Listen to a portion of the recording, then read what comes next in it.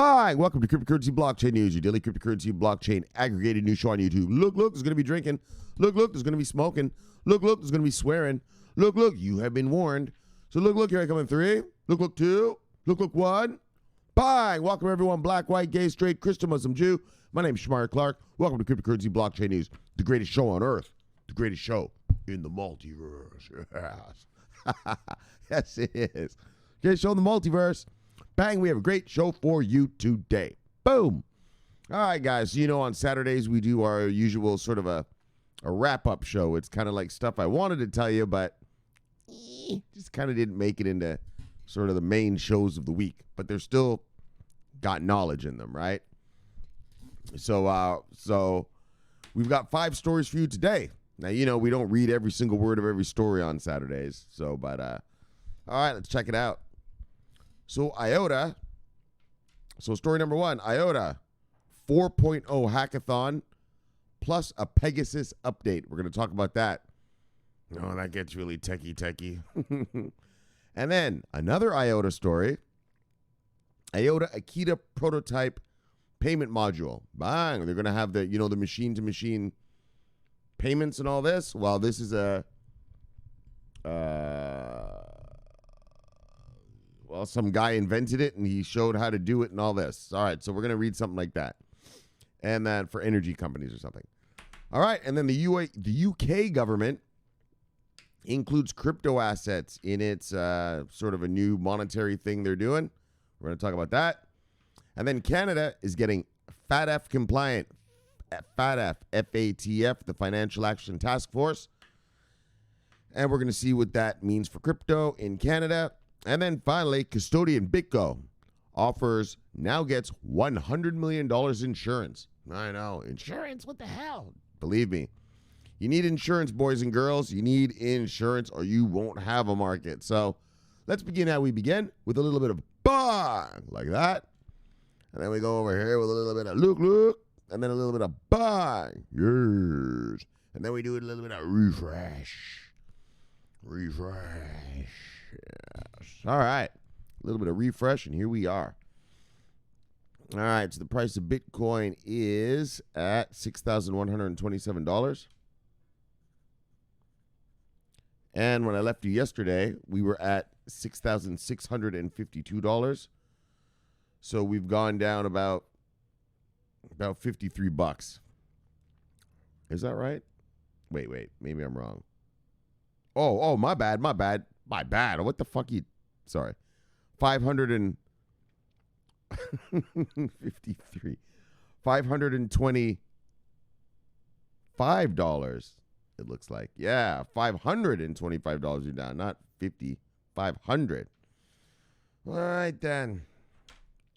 All right, let me just get myself set up. So look, top 10 of the day, brothers. You know how it goes. Usual suspects. Bitcoin, Ethereum, XRP, Tether, Bitcoin Cash, Bitcoin SV, Litecoin, EOS, Binance Coin, and Tezos still holding on the number 10. And market moves of the day looks like single digits down. I'm sure there's some up in there, so let's just say the usual song: single digits up to single digits down.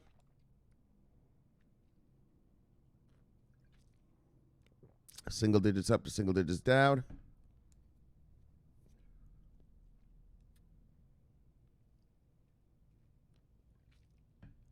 Single digits up to single digits down.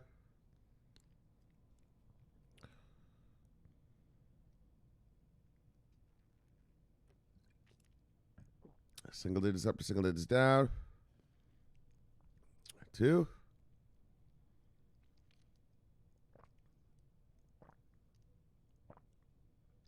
Single digits up to single digits down. All right.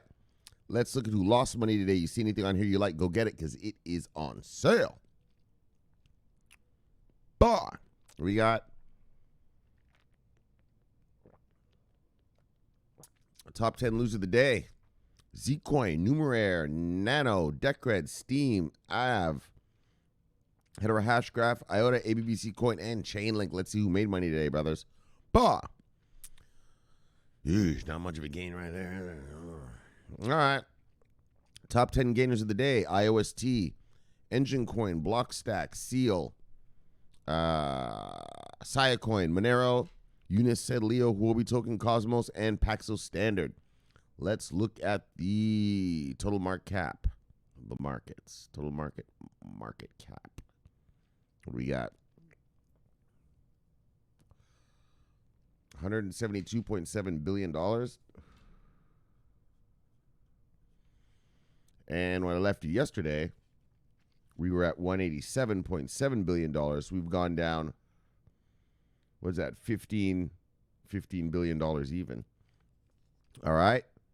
And let's look at the 24-hour volume of the day. $154.2 billion. So we're at $154.2 billion today. When I left you yesterday, we were at 187.3. So we have gone down $33.1 billion since yesterday. All right. All right, let's get to it. Let's get her done. Let's get to work. What do we got here? What do we got? Buying Iota Industry 4.0 hackathon and update for Pegasus. All right. So they've initiated a hackathon, and they also have some sort of browser extension with some features on it, and we are going to check it out. So as you can see, Iota, after that little hack fiasco over the last few weeks, is right back in action. Like I said, right back at it. So no worries. Let me just get a sip here.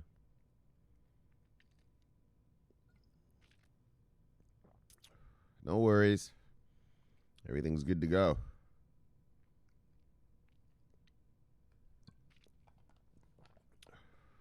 So,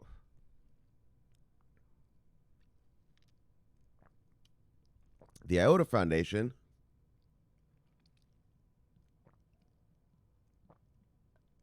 together with E-Class has proclaimed a hackathon with the aim to develop innovative solutions based on the Iota industry marketplace. So it shows the Iota Foundation's vision of the Internet of Things, Industry 4.0, and how economic actors will interact in a decentralized environment in the future.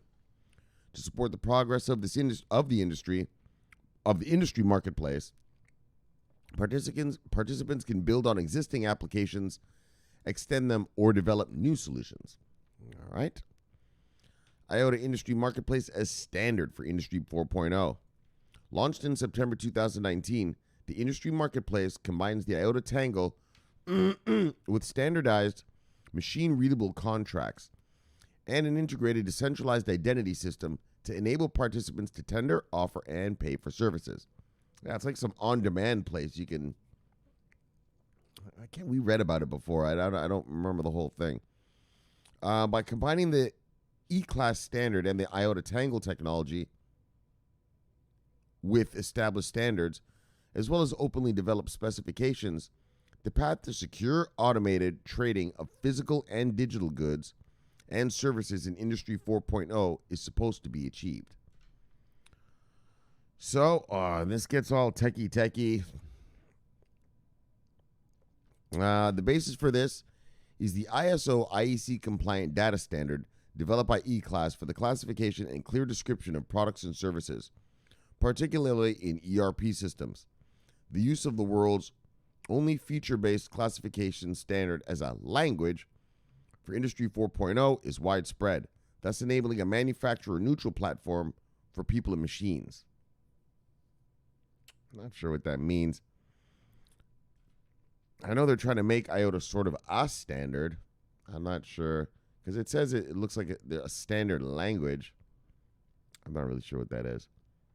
That's why these are on the Saturday show, guys. These are stories. I like the sound of it, but All right, anyways. In this way, the industry marketplace solves the central problem that all involved actors must have the same understanding of a service or a physical or digital good. Within the hackathon, solutions are sought for a wide range of use cases that are not limited to the manufacturing industry, but can also address smart cities, energy, or mobility applications. In total, the 10 best projects will be awarded in 2 categories. The first challenge relates to the Internet of Things. The goal is to show how things can interact with each other within the Iota industry marketplace, whereby the applications are not limited to any industry. The second challenge is to develop a device with intelligence that can trade on the industry marketplace without any user input. The goal is to build an autonomous decision process for devices that can deliver multiple goods and services. All right, that sounds sort of like some AI kind of thing or something. All right, so that's that marketplace thing. And now they also have Pegasus. Pegasus version 0.7.0 is released. The independent developer Alessandro Manfredi today released version 0.7.0 of his yet quite unknown Iota browser extension, Pegasus. Pegasus is an Iota wallet that provides a very simple user interface, making the extension also very suitable for beginners. However, the real goal of Pegasus is not to store huge Iota balances, but to interact directly with the Iota Tangle. All right, so it's not just to hold your money, well, your Iotas. I mean, your crypto, your coins. It's to do stuff with the Tangle. All right. This allows developers to run Iota applications in the browser without running a node. Oh, all right. So it's more like for developers to tinker around with the Tangle. All right. Furthermore, the developers don't have to worry about the safekeeping of the seed, as this function is provided by Pegasus. Version 0.7.0 of Pegasus is now available from the Chrome Web Store and includes 2 new features. With AES, GCM, and Argon 2ID data encryption, as well as the login password hashing using Argon 2ID. All right. That's why I don't read these during the week. A little too techie. But look, there it is. All right. So Pegasus is out. Sounds like the developers can tinker around on the Iota Tangle through their browser. And this marketplace is open. And, well, a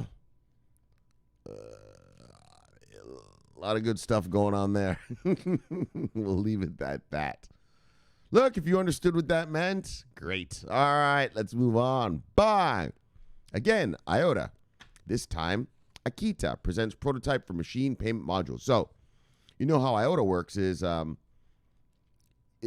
like for Internet of Things, all these little devices are going to be on the Tangle, right?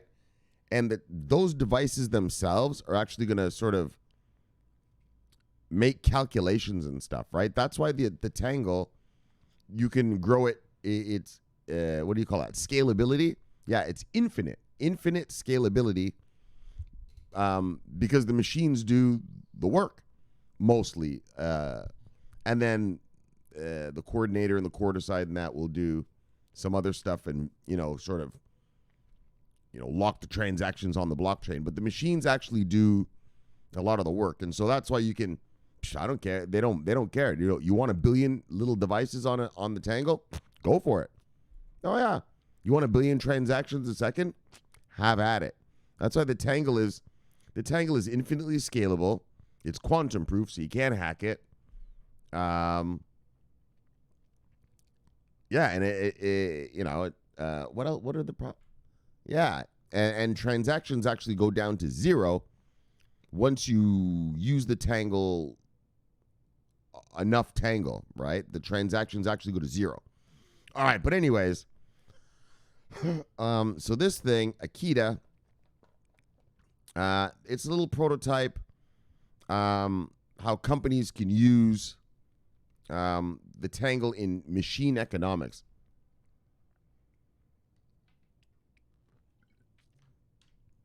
All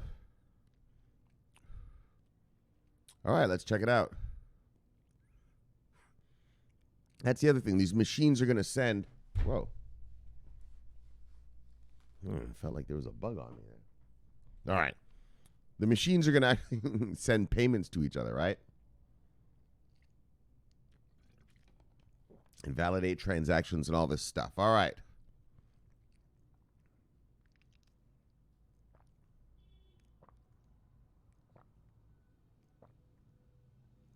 All right. The Iota Community Project of the Week was awarded to AKITA Blockchain Solutions for a prototype for machine payments. As the project description states, the future of their industry lies in machines paying for their own work and in the automated interaction between the machines. So, according to developers at AKITA Blockchain Solutions, wind turbines and wind farms, for example, could be automatically paid for the production and delivery of energy by the consumer, also a machine. Subsequently, even the tax payment can be triggered automatically. AKITA has developed such a prototype using the most basic technology. And so this is the prototype here. You can see here's the windmill right here. And it looks like that's the mayor's office, City Hall. And it looks like here's someone's house. And, all right, that's going to be great. All right, let's check it out. The vision of machine economy could become reality with Iota's distributed ledger technology. The developers at AKITA Blockchain Solutions have developed a prototype for this purpose, which can be easily replicated even with beginner intermediate level and demonstrates how the Iota technology can affect business processes, transaction costs, and speed, and even process automation. Hold on. How can it affect business processes, transaction cost, and speed, and even process automation? All right. The developers describe their prototype as follows.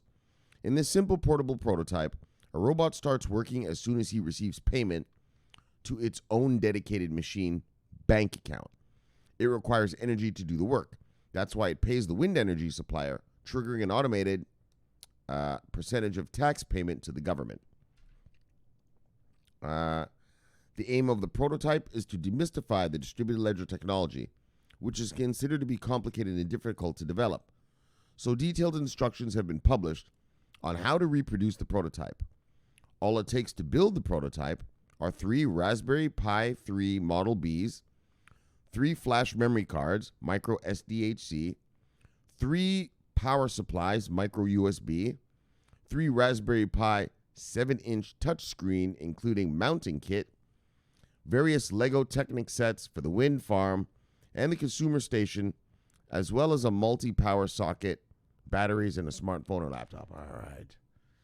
So, universities and companies can easily rebuild and modify it since we have published the instructions, required hardware, and code open source. All right. So now people could start playing around with this concept. The only software required is Raspberry Pi, Raspbian, Node.js, the Trinity Wallet, the Iota Tangle Explorer, and the core of the solutions, the AKITA Payments module. It ensures that all necessary functions and connections to the Iota Tangle are set up immediately after installation and do not need to be installed separately. All right. So look. I'm not going to get into all of this. And so here it is. Bang, bang, bang. There's City Hall. I guess it's automatically paying the taxes.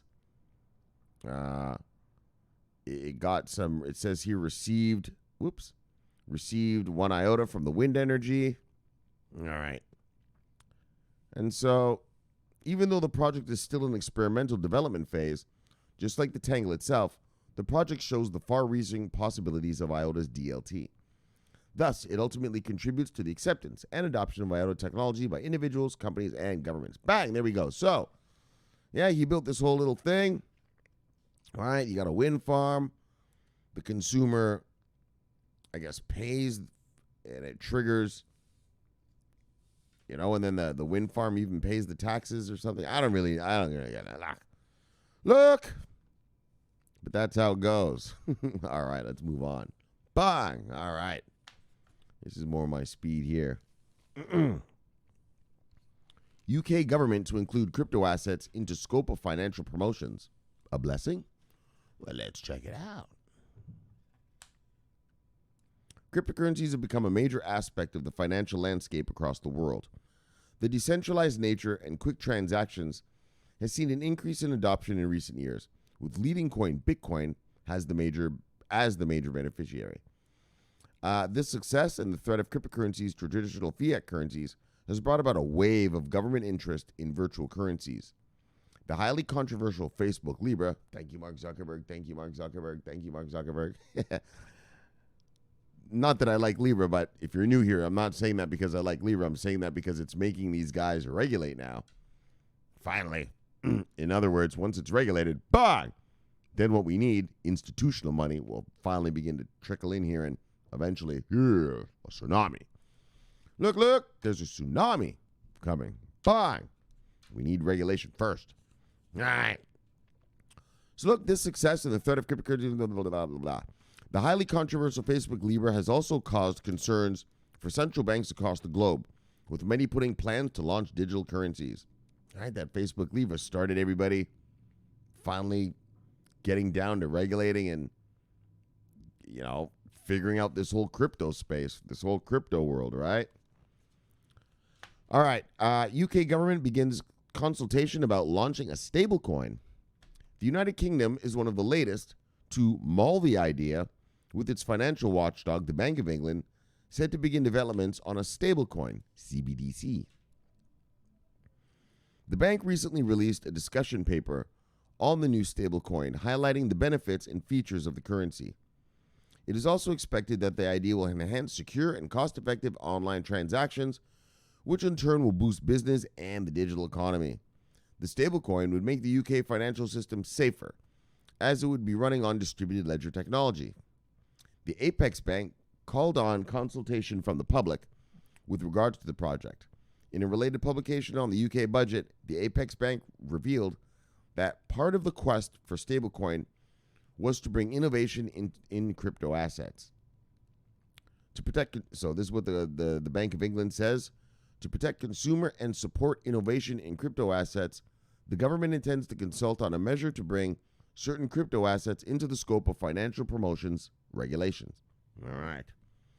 So the UK, where are we going all there? UK recently clarified the stance of cryptocurrency, which favors Bitcoin. All right. So the creation of a stablecoin by the Bank of England is unlikely to have any detrimental effects on popular cryptocurrencies like Bitcoin and Ethereum. No problem. In fact, it could favor both coins following the recent clarification of the assets by the Financial Conduct Authority, the FCA. That's the UK's version of the SEC here in America. The regulatory body issued a guidance in 2019 that declared any token that is not a security token or e-money token is unregulated. This basically means that holders of cryptocurrencies like Bitcoin and Ethereum can trade from the European country without the fear of backlash from regulatory authorities. The only requirement issued by the guidance was that traders must adhere to KYC, Know Your Client rules, obviously from FATF Compliance, which many UK crypto exchanges mandate for users. Of course, you got to do the Know Your Clients, KYC, AML stuff, anti-money laundering stuff, and so, bang! Basically, the government is thinking about launching a stablecoin, and this is the part that was most important. If it's not a security token or an e-money token, hold on.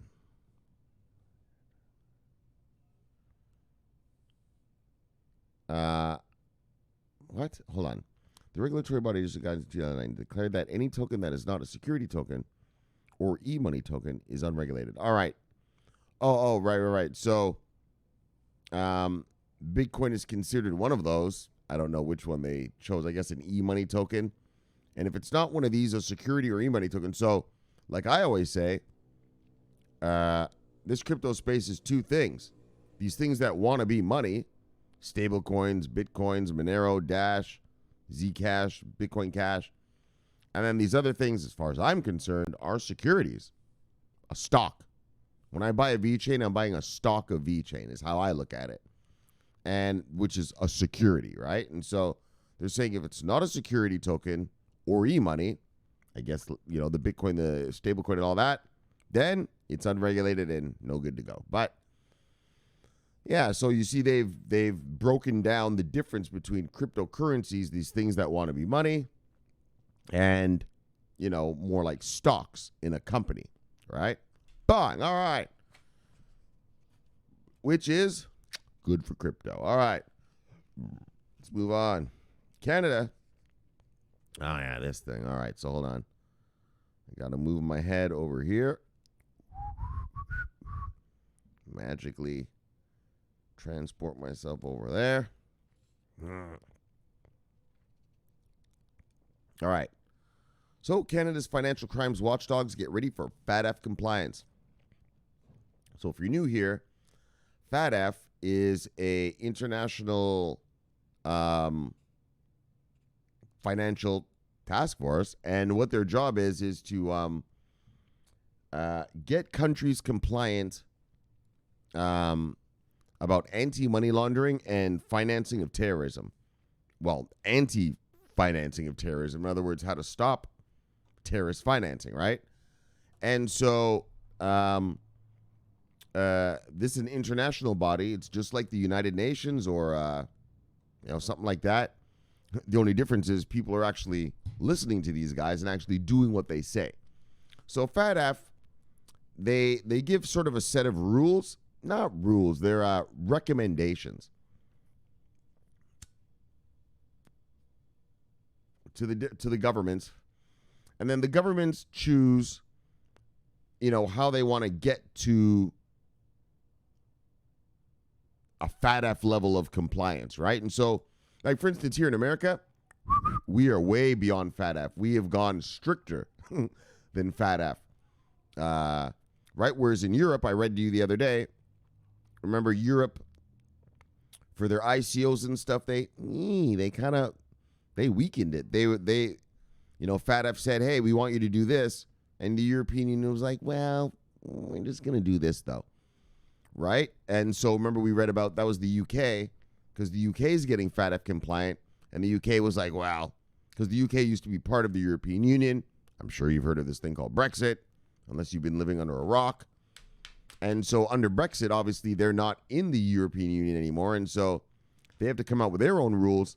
And so the ICO stuff and the new offerings, the UK was like, nah. We're going to get fully FATF compliant on that. So they're just recommendations. You don't have to do exactly what FATF says, but you got to get close. Like, you got to be in there because, soon, and I think it's by June.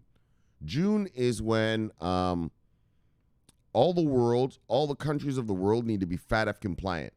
So, I mean, everybody's part of this. Yeah, like, Iran? Yeah, Iran is already FATF compliant. That's the level. Like, that's the level of compliance. Like, everybody's, China, everybody.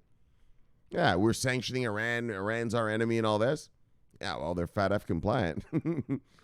And so that's how it works, right? It's a recommendations, and your government has to get like real close to it. You know what I mean? Like, you can't not do it. You have to do something, or else, so for instance,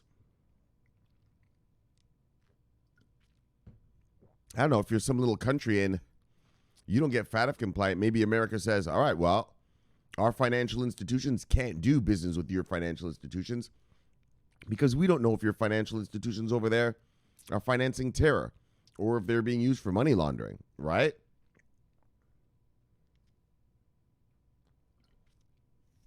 You get it? Right? So the whole world's becoming FATF compliant, getting their banksters and their economy FATF compliant.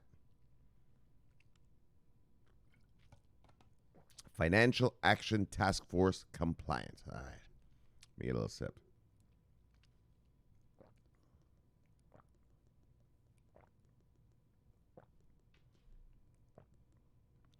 All right, let's check it out.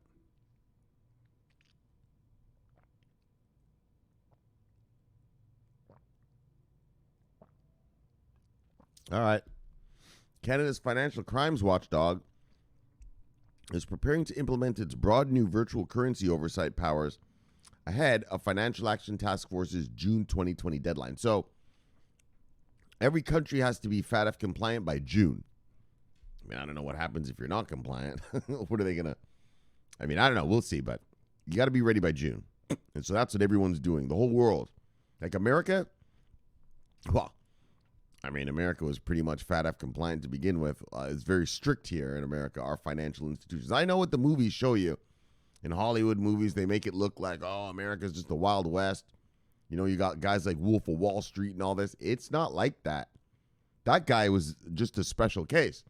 And that's why they made a movie about him, because he was just a fucking criminal. But that's not how things really are here in America. It's regulated like a mofo. But you see how regulated it is, and yeah, look at all the money these guys make. Yeah, they're still making lots of money, right? And so, why am I telling you that? What was I going with that? And so, oh yeah, so that's right. Yeah, so America, we've gone above and beyond the FATF rules. And, yeah, everyone's got to be compliant by June. All right, so let's just read this for a second. The Financial Transactions and Reports Analysis Center of Canada, FINTRAC,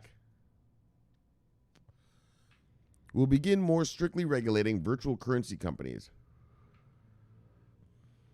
transactions, and activities following after new rules take effect on June 1st,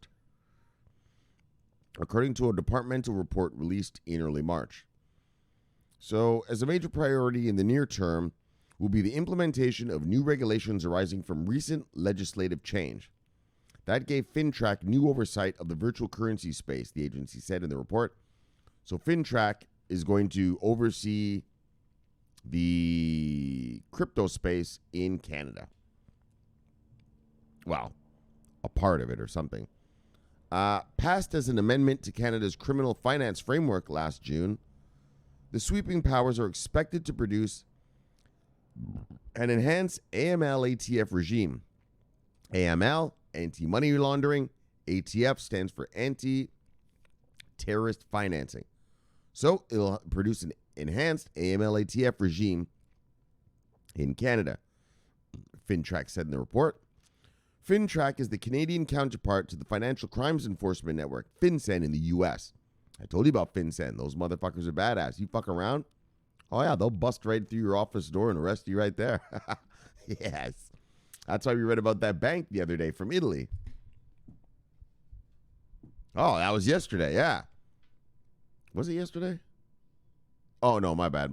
That was a different thing. Who was FinCEN compliant? Hold on, one second, guys. Oh, yeah, CoinZoom. That's what we read. CoinZoom, FinCEN regulated in America. Yeah, you're FinCEN regulated, you're good to go, son. Institutions will use you. Yes. All right, and so that's the Canadian version of FinCEN is their FINTRAC. All right. So look, some of the highlights include a requirement that companies with $10,000 Canadian dollars in crypto activity register as a money service business, which comes with new regulations. Companies must also document sender and receiver names, address, birth date, phone number, and crypto type for crypto transactions over $1,000 in some instances. More extensive documentation requirements apply to transactions of $10,000 or more. That's the usual FATF stuff. FATF is making everyone do that. Like here in America, we already have that. Like here in America, it's been for a long, long time like this. If you send over $10,000 in America, boop, it's automatically flagged. And you have to, I've never done it. I told you guys, whenever I get my crypto, I always make sure I send about 9,800 so my transaction's not flagged and I don't have to go into the bank and explain all this crap. But anything over 10 grand, you have to explain it here in America. It's been like that for a long, long time. But that's the FATF thing now. So everyone's got to do that. Violations are largely classified as minor infractions under the amendments. So it ain't too serious. The virtual currency amendments were Canada's response to FATF's blistering 2015 to 2016 assessment of its virtual currency AML, anti-money laundering, and CFT frameworks as deficient. So FATF came and did a, I see, they came in and did an assessment of Canada, and they were like, nah, dog, you guys are deficient. As a member of FATF, Canada is expected to meet certain thresholds, right? Just these thresholds. Minimum thresholds, right? And then you can go more. Like here in America, we went more. Like I said, America's had the $10,000 money transfer thing for a long, long time. All right. FinTrack alluded to this expectation in its March report, saying the overall legislative and policy framework must serve Canada's interests while staying attuned to international expectations. Right? So that's the thing. Right? International expectations. Like everyone's got to be FATF compliant. But every country, they've got their nuances, they want to do to keep their particular guys, I guess sort of, still making money and stuff like that. And so, but you have to stay attuned to international expectations. In other words, like I said, if you're not FATF compliant, maybe America says, all right, our financial institutions can't do business with any country that's not FATF compliant. That'd be roughneck for any country that didn't do it. But all the countries are doing it. Like I said, even Iran last summer got FATF compliant already. Yeah. They've been FATF compliant for like over a year. Well, I guess it's not over a year, but almost a year now. And so other countries and exchanges are also working fast to get in line before FATF's June deadline. Bang! So that's FATF. And so Canada's becoming FATF compliant. And you see, when you're FATF compliant, and what I like about this FATF thing is, all right, so all your exchanges in your countries are now FATF compliant. So, what am I trying to say here? I guess what I'm trying to, all right, so I guess I'm squabbling about one little thing. Here in America, we've been applying for ETFs from the SEC for so long, right? And the SEC just keeps saying, nah. We're not, they keep denying the applications, right? And, they do say it's about market manipulation, which is a little different than FATF, but it's sort of, with everyone FATF compliant, no country has an excuse now other than that the thing our SEC is complaining about. Oh, well, it could be used for market manipulation. Other than that, because the SEC, all right, that's the way to say this. This is what I should tell you. The SEC used to deny the applications for ETFs, saying this, the money laundering, the terrorist financing, and all that. But once we got FATF compliant here, the SEC couldn't complain about that anymore. So now they're just complaining about market manipulation. And did I say that to you guys the other day about chain analysis? Anyway, we'll talk about that chain analysis another day. But so once everyone's FATF compliant, there's pretty much no excuse, except for that market manipulation thing, like the SEC says.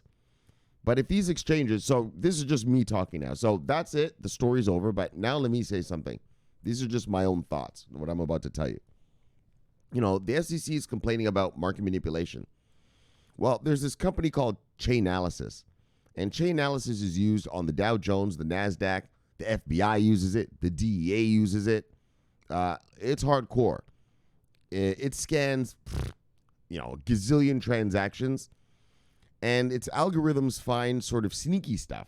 Well, not sort of. They find the sneaky stuff. So if you try to do like, like here's a good example.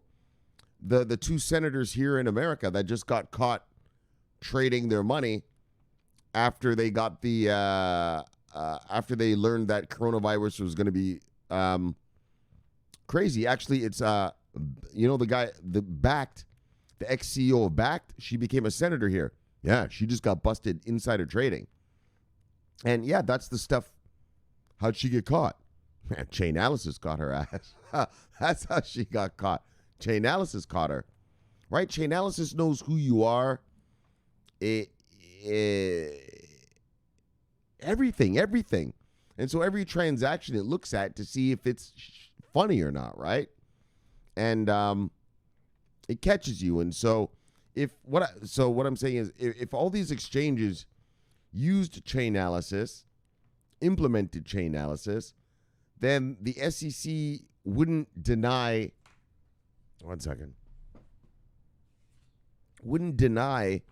investment vehicles because now they know, oh, okay, well, we have this thing, Chainalysis, that's watching out for this market manipulation that they're so angry about, right? That they're so afraid of. I mean, I understand. You have to protect soccer mom and dad. You got to protect everybody, actually. You know what I mean? Like, I've told you guys this before, I lose trades in the market. I lost 2 trades this week. I made 8, but I lost 2. But I'm not cheated, right? In the markets, the SEC is not going to help you, guard against, that you're a dumbass and you lose money. But you won't be cheated out of your money. It'll be because you made a mistake or chose the wrong investment or way to go, right? Anyway, that's just my own little opinion. Thought I'd throw that in there. All right, let's move on. Bye. Crypto custodian BitGo now allows digital asset issuance insurance in excess of $100 million. Now, I know this ain't the sexy stuff. But you got to remember this. We want these institutional investors to get here. Well, they have to have their money in what's called custodianship services. All right, I'm just going to explain real quick if you're new here. Custody is, if you put your money with, say, a hedge fund or a fund manager of some kind, he doesn't actually have your money, in. So say it's Shomari Fund. Say I'm the guy, and you have money with me. Well, your money isn't actually in Shomari Fund's bank accounts. It's over here in this thing called a custodianship, a third party. And I'm allowed through power of attorney to manipulate your money in the markets for you. But I'm not allowed to take that money out, right? Like these hedge fund guys and fund managers and that, they can't just like run off with your money, right? That's the whole point. I mean, that's what a custodian is there for, to make sure these guys don't take off with everyone's money and just go buy an island, in the South Pacific somewhere, like, right? And so that's custody. And so, but with custody, so custody is one part. All right, I know this guy can't run away with my money, but also your custody has to be insured. Like, what if something happens, right? Whatever happens. I don't know. Whatever happens, right? Like, your money has to be insured. And so these guys are offering in excess of $100 million. So, I mean, I'm not going to lie to you. I want to see things like billions of dollars of insurance. That'll come. Don't worry. But if you're a hedge fund and you less than $100 million and you want to come in this space, you can now do it safely. All right. Let's check it out. Oh, let me get a sip. All right. That's what you need. I know it's not sexy, but like I told you, a real market, when you think of the stock market, the Dow Jones. Bro, the reason it works is because you have custodianship. I got a road. Custodianship, insurance, and funds. Do you know that? That's a real market. That's what your market is. The Dow Jones, the NASDAQ, all the sexy stuff you see on CNBC and all that. That's the daily trading stuff. Like, guys like me, like traders, we're in and out, we're doing whatever, we're killing the market like that. But Your market really isn't like that. Your market is really, all right, so here's your market right here. All this that you see, the daily CNBC, Bloomberg stuff, the market's up and down 1,000 a day, 1,000 a day. That's just those guys. That's those guys trading in and out, moving their money around, blah, blah, blah. But your real market is this. Funds. Just a bunch of funds. Boring ass. Like here in America, you have what's called your 401k. Yeah, that's a fund. All your 401ks is just a daggone stock fund. Ain't nothing special about it. You could build one yourself if you wanted to. And, right, every American, when you get a job, you have to get a 401k.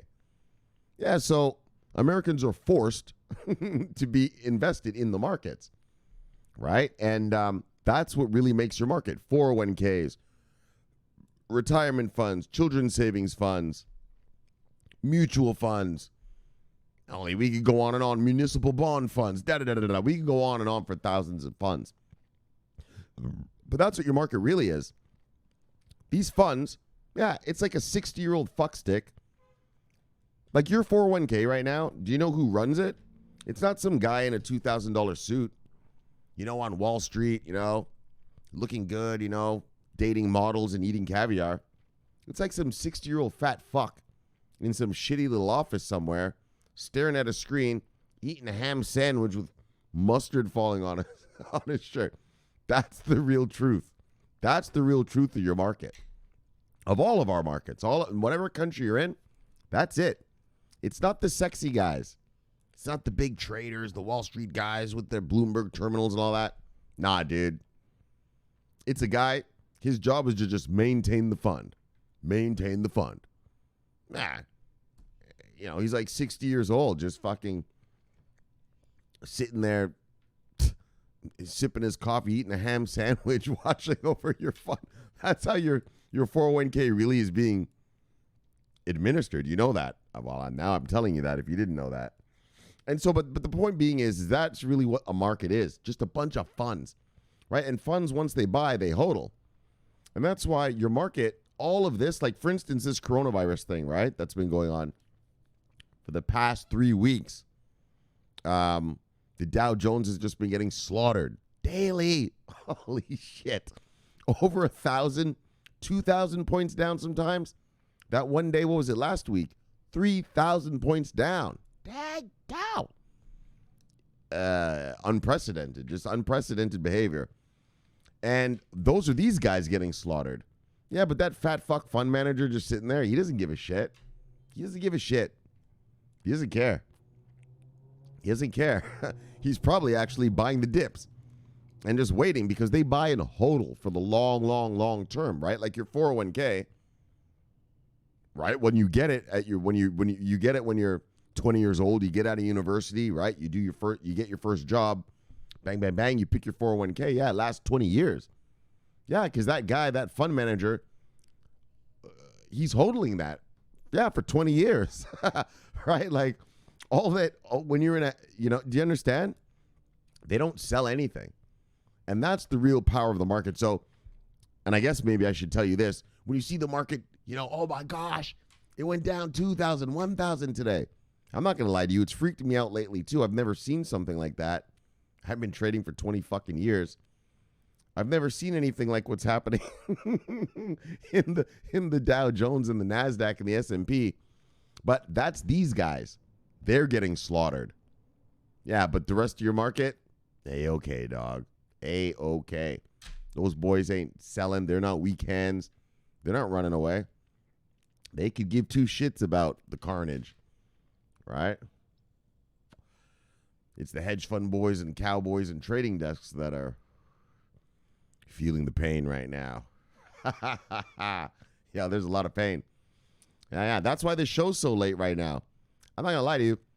I've been making so much, I've been showing you my trades, right? The past 3 weeks. And oh my gosh, like it's been so good these past 3 weeks. I thought last night, I was just like, fuck this. I'm getting wasted. So I just got wasted last night. And that's why the show is coming on so late. Plus it's the weekend anyway. So you have 2 days to watch this. So it's all good. All right. So, but insurance. insurance. All right, let's get back to that. But that's the truth of your market. Bunch of funds. All that shit you're seeing. Oh my gosh, the Dow down 2,000. Yeah. That's the cowboys and hedge funds getting thrashed in the trading desks.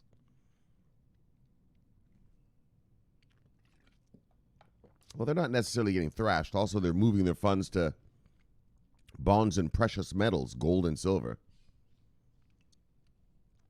until this thing blows over.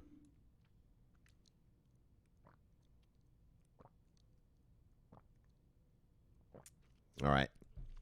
Crypto custodian BitGo now allows digital asset insurance in excess of $100 million. All right, let's check it out. Got to have insurance for the custody. Digital asset security company BitGo now allows its customers to increase their insurance limit for cryptos that's stored in special vaults to $100 million and beyond. How much beyond? That's what I'd like to know. I want to hear. Tell me what the maximum is. Why are you telling me $100 million and beyond? Well, just tell me what the fuck the maximum is, homeboy. You know what I mean? Why are you telling me $100 million and beyond? Just say up to and give me the max. All right, these crypto sites. Back in February 2019, the company introduced... Oh, yeah, that's right. The company introduced the cold storage insurance backed by Lloyd's of London. Lloyd's has been around for hundreds of years, literally. The bank is hundreds of years old. I mean, we have banks that are a couple hundred years old, too, so it's not a big deal. The same insurance that just had its coverage limits lifted. It seems the demand was high for such a change. So Rodrigo Vicuna, the CFO at BitGo. He daggone right. People want to... He said the demand was high for more, for change. That means that guys were begging, yo, dog, I want to put more money up in here, dog. Get bigger insurance. I'll put more money in here, right? Obviously, I'm a hedge fund. I can only put as much as I'm going to be insured, obviously, you know. And so he said the demand was high for such a change to up the insurance, meaning, so why I'm telling you this is why I like this story. I mean, insurance is important, but what I like about this story is that sentence right there. If they're upping their insurance because of demand, well, that shows you hedge fund boys, institutional investors, trading desks, family offices are demanding it. In other words, I want to put more money in you. I want to put more money here and trade more. Please give me more insurance. So the market's insurance capacity has increased. Has to. 2 years ago, big exchanges and crypto custodians were struggling to offer insurance against digital assets being lost. But this changed ever since Lloyd's of London syndicates started to risk more and increase the insurance market capacity. Anyway, the BitGo's Lloyd's covered insurance is against damage or theft from vaults holding cash, fine art, gold, and many other assets. When it comes to crypto, the cover is $100 million or more for digital assets that were kept on devices never to be connected to the internet. So if you lose the money on a device that wasn't supposed to be connected to the internet, up to $100 million, well, or more, why don't you just tell us the or more? Just tell us the amount. Stupid. Then you're going to get your money back. This means it covers against theft of cryptographic keys and of the physical access to any storage. Crypto.com to be the first customer of the policy. BitGo says that Crypto.com, the exchange based in Hong Kong and ran by its CEO co-founder Chris Mazalek, is going to be the new policy's first customer. Here's part of Mazalek's statement about this. BitGo carries a robust insurance program, elevating the scope of protecting for our digital assets in their custody and providing further assurance to our customers that their funds are safe and protected. That's it. That's it. Safety. So the excess policy will be arranged by Woodruff Sawyer and Company and London's Paragon Brokers. All right. hot wallet coverage can be added too. No. So, not only did BitGo expand its coverage for cold storage, but it also offers coverage for hot wallets as a result of a partnership with CoinCover, which has made the announcement that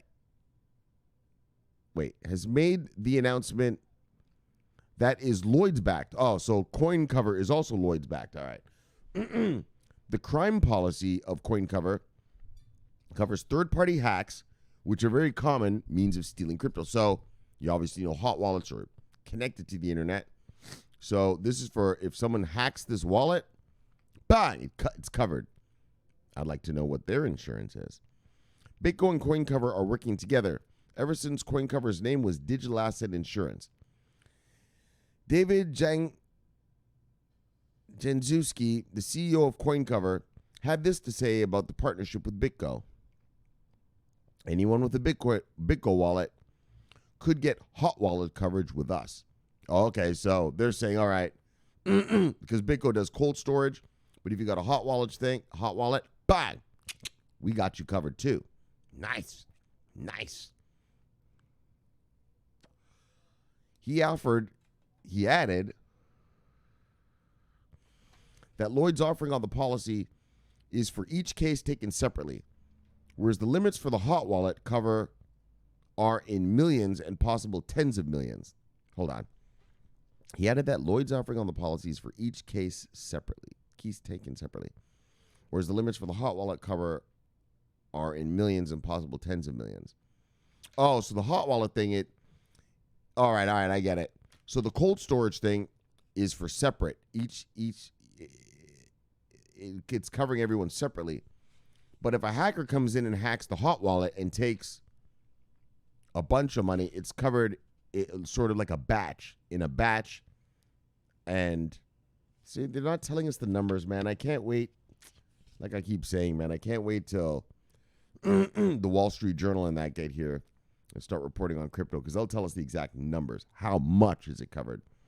So it's covered as a lump sum. So, the wallet gets hacked and they steal stuff.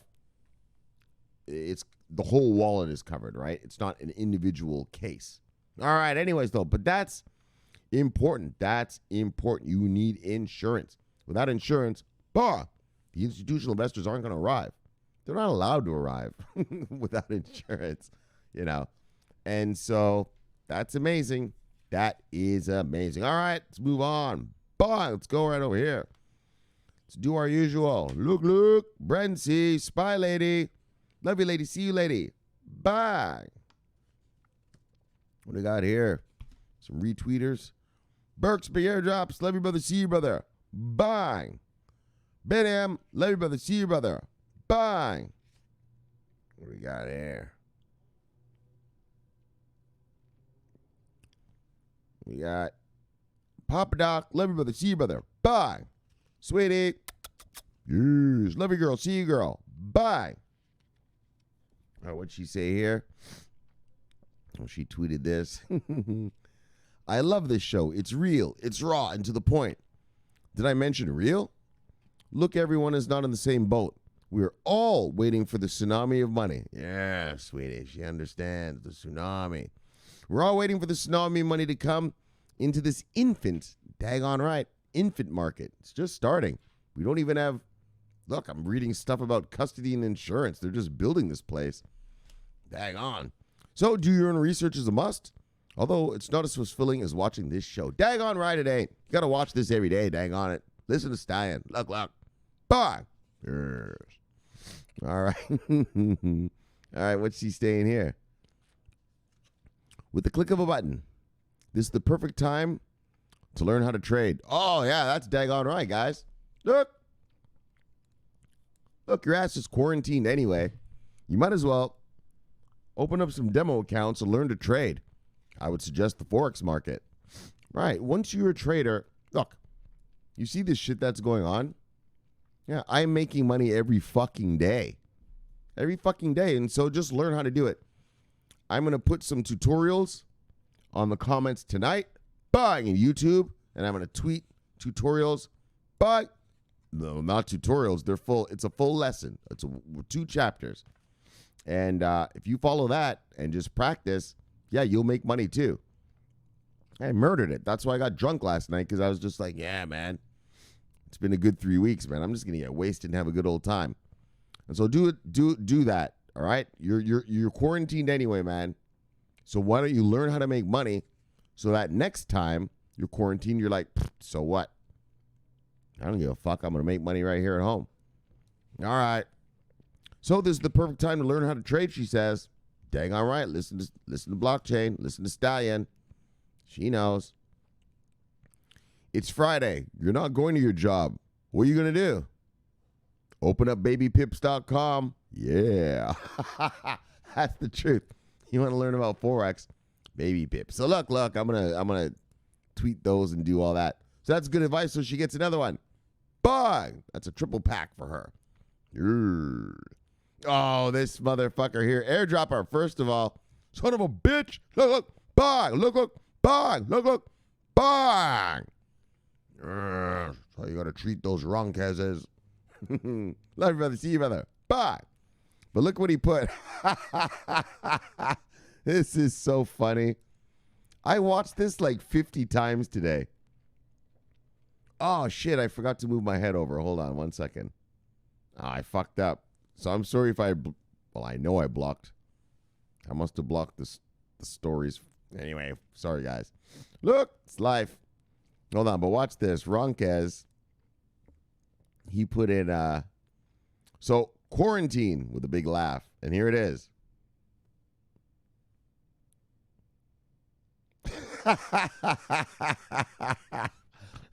The guy's, he's watching a stripper on his laptop. And he throws a couple bucks at her. So if you don't know, here in America, you throw money at strippers. So I guess this guy he's a stripper lover, and so he can't go out. He can't go out because he's quarantined. And so he's just flinging money at his laptop, watching a stripper. Motherfuckers should probably do that on a regular basis. It'd save you some money, buddy. Look, that's hilarious. Ronkez, I love you, brother. Bye. All right, Mr. Percy Clay. Love you, brother. See you, brother. Bye. Ditko and Ditko family. Edward. Love you, brother. See you, brother. Family that cryptos together. Bang. Stays together. Bang. And he's trading Forex. Yeah. Quarantine ain't hurting this boy. Bang. Or this man. Sorry. Bang. There we go. All right, then we got a roundup of miscreants here, and we can get her done. Look. Here's Kong. Love your brother. See you, brother. Bang. DP Entertainment. Oh, and here we go. All right. So DP Entertainment, he makes comics and stuff. So he wrote the comic. Remember the comic I showed you guys yesterday? So he made a comic, and he said, I'm in it. So I'm in the comic, and in the comic, I'm a prisoner. At the moment of Soul's prisoner. So I'm a prisoner in Soul's compound. Why you gotta do me like that, bro? What did I do to become a prisoner? So I'm a prisoner in the compound. I'm gonna show you guys. Hold on. Let me make sure I got the right camera angles and stuff. Bang! All right. So some guys come. Right? They appear right here. Bam. They appear right here, and they come. And then they say, prisoners look astonished as the drama unfolding. And they say, step forward, Shomari. He's pointing at you. And so, look. So, I'm this guy in the blue right there, that blue suit. And here's me over here, right here. Yes. Thank you for the generous, muscular look you gave me. It's quite flattering. And then the guy, the alien, tells me, free yourself, pull my finger. So he says, free yourself. Where is it? Where is that? He says, free yourself, pull my finger. So I pull his finger, and it goes beep, beep, beep. And then it goes bang. So apparently I blow up in this apparently we blow up the prison. And I'm in it. So anyways, though, so that's my 10 seconds of fame right there in a comic book. Pulling a finger and blowing up the prison. So I blew up the Seoul prison. Gosh.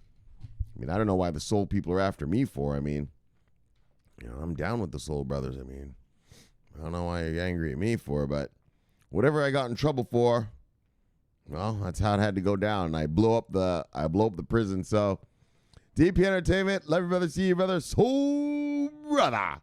Bye. But why are the Soul people capturing me, putting me in the prison, though? What did I do wrong? Bad God. And then you blow me up, and then I get blown up? Shit. All right. Love you, brother, see you, brother. Bye. That's cool. That's cool, though. But I was in a comic. That's nice. That's cool. I like that. All right, Sloppy. Oh, yeah, brother. I forgot you lived in Toronto. That's why I said the thing about Parkdale. Of course I know where Parkdale is in Toronto. I thought you were an American. I must have forgot you. I'm sure you told me, but I just forgot. So, yes, T-Dot representing the house. Bang! As you all know, I grew up in Toronto, Canada. I didn't grow up here in America. So, bang. All right. Ducks Yuan Wan. Wow, what's this? Life is beautiful. All right. Bang.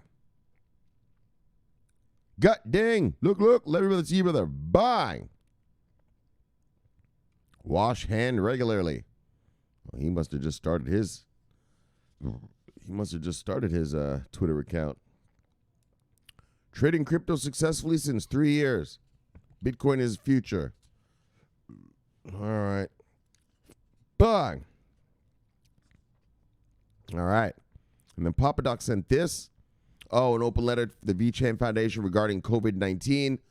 So in this thing, they VChain updates everybody on what they're doing. Hey guys, we're still working on stuff.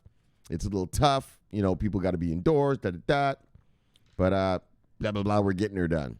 Pretty much is what they're trying to say.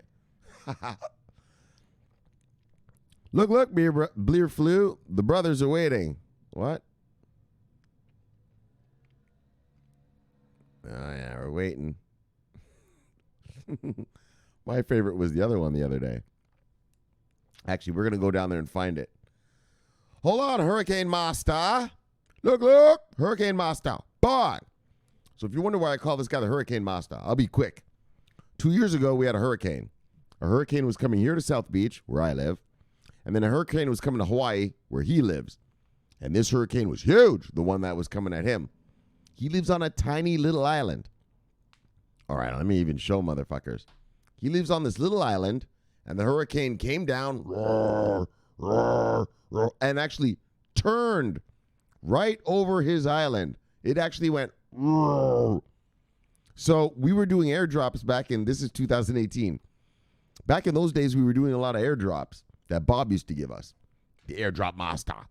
And so we used to always, you could see who's doing the airdrops because you had to tag each other.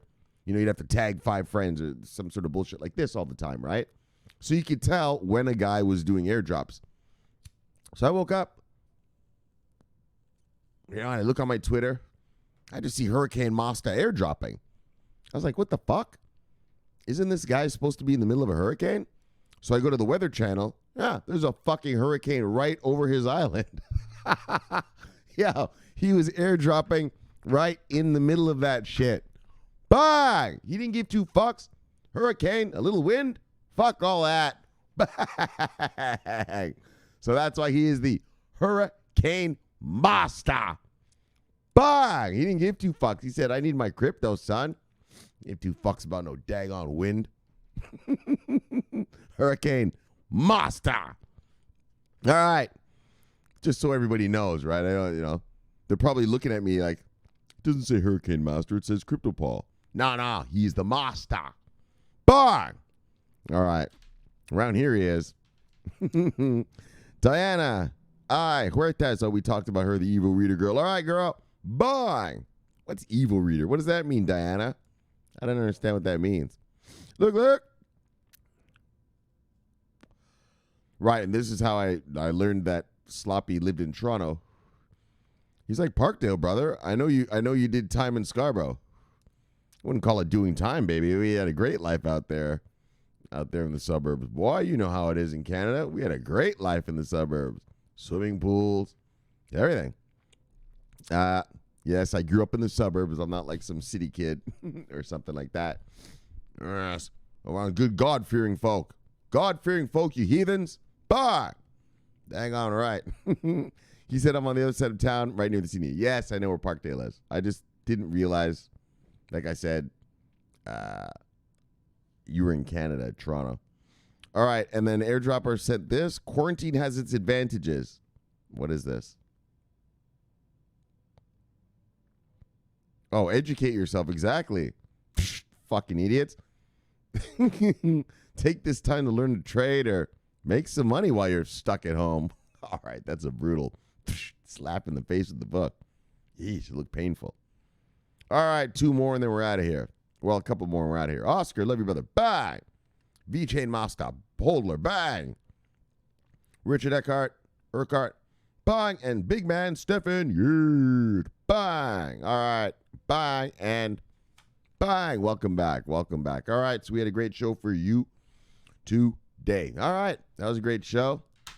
The usual Saturday wrap-up. So it's not the usual, during the week, I like it all about money, right? Onboardings, regulations, straight cash, homie. But Saturday, we get a little loose.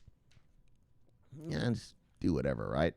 All right, so Iota 4.0 hackathon and Pegasus update. The hackathon was great, and the Pegasus thing allowed the developers to hold on one second. To plug right into the Tangle and tinker around with it. Good for them. All right, bye. And then another Iota AKITA prototype payment module. So look, it's this machine-to-machine payment stuff. Once the machine receives payment, it does its job. Basically is what I got out of that. And this guy he made a prototype. And I read it to you. It showed you even how to make one if you want. It said, hold on, let's even go back and just look. One second. All right, it even gave you the breakdown how to make this thing or how to make something like this. What did it say? Hold on. It said,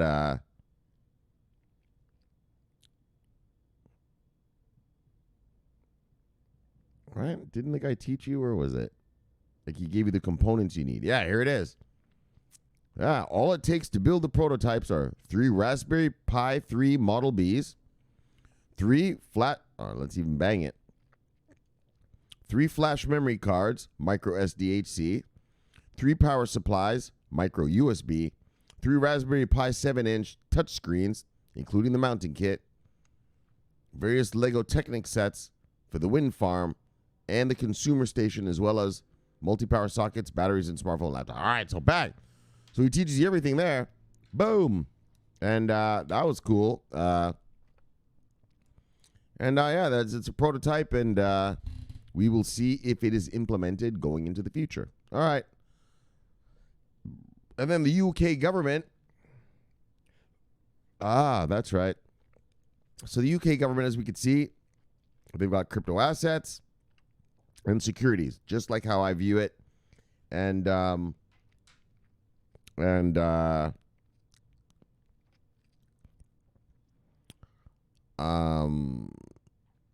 mean, they're just moving forward with their regulations. Hold on, let me look at something. Oh, that's right. They have that stablecoin thing. That's right. So they're looking at maybe launching a stablecoin because they don't like that crypto money part. And they said that if it's a security token in your money, it's okay. But if not, it's unregulated. The only requirement, it says, is that you have to do your KYC. And that's standard procedure anyway, so no problem. All right. And then Canada, Canada do here? Canada. Oh, right. They're getting FATF compliant. Right. Yeah, right. Yeah, they're getting FATF compliant, and the whole world is getting FATF compliant. I told you it's the Financial Action Task Force. You're supposed to be FATF compliant by June this year, your country, and well, if you're not,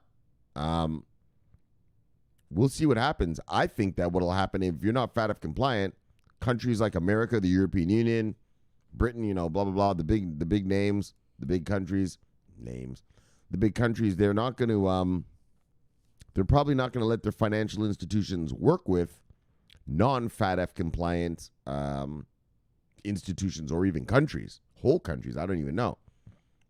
Maybe they'll break it down by institution, but maybe they'll just break it down by country, And so Canada's getting FATF compliant. Like I told you, FATF is their recommendations, but you have to meet a certain standard, right? And so, like I said, the European Union, when it came to the ICO part, they were like, all right, we'll be a little less than what FATF recommends, but enough to be compliant, right?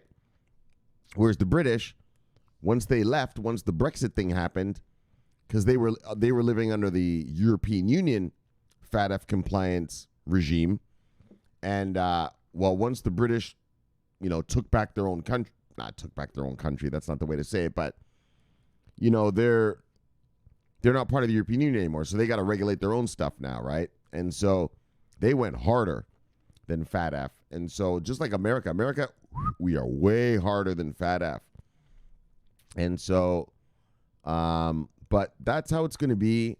Everyone's got to be FATF compliant by this June, and we'll keep a track on it. We'll keep an eye on it, like how it works out. Like I told you, Iran got FATF compliant last summer.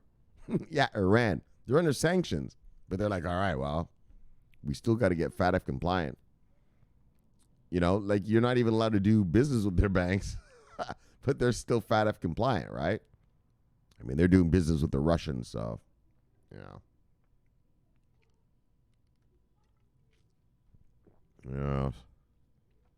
The Russians in Iran. Oh, I think we read about it here. They tried to do that cryptocurrency thing so they could do business with each other around the sanctions. They never did get to doing that, though. All right, and then finally, Custodian, BitGo, offers $100 million insurance plus more. Well, why don't you tell us the plus more part, Fox Sticks?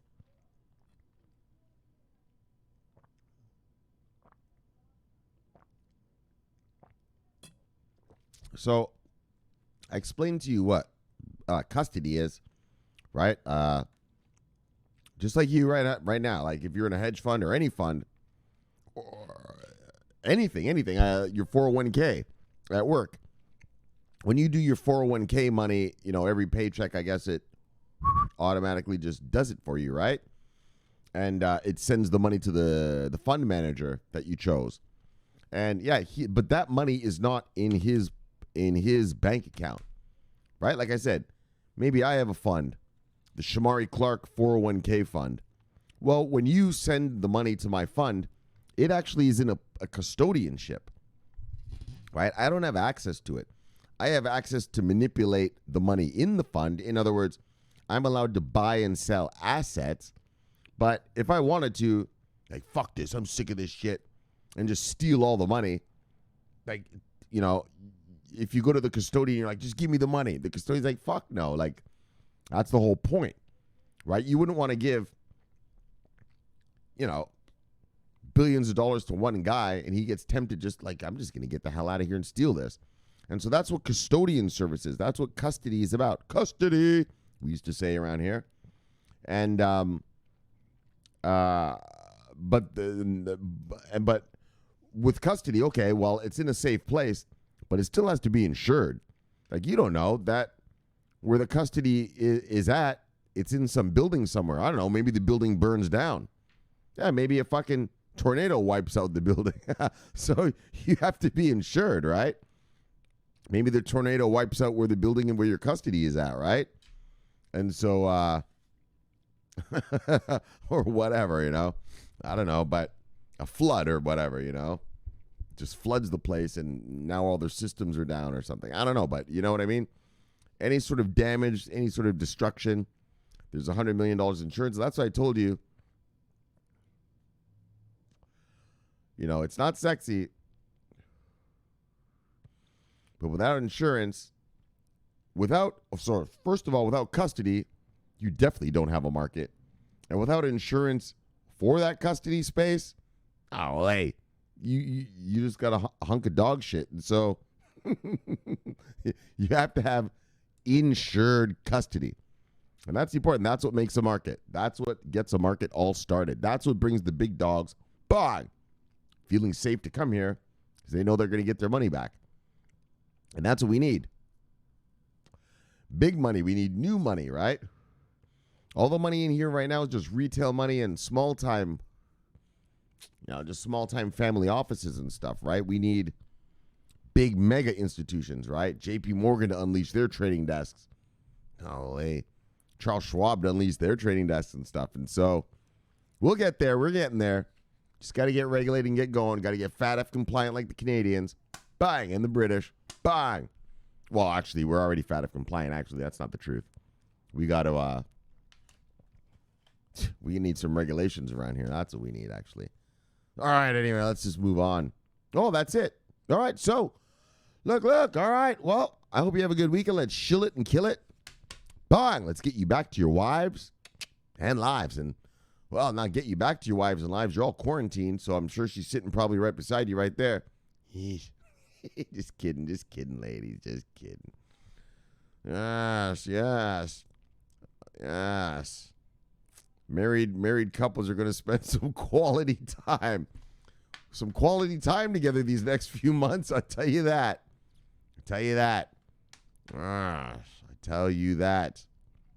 What? My wife's eyes are blue? You didn't notice, brother? Yeah, you're going to notice. You're going to learn a lot about her. And ladies, you're going to learn a lot about him in the next few months. So, I hope you love each other. Stay together. Bang. All right, let's chill and kill it. Let's get you back to your wives and lives. Subscribe below. Bang. Press the bell.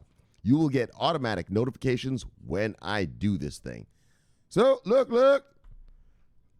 My name's Shomari Clarke. Love talking money. Bang. Love talking crypto. Bang. This is the favorite time of my day. Bang.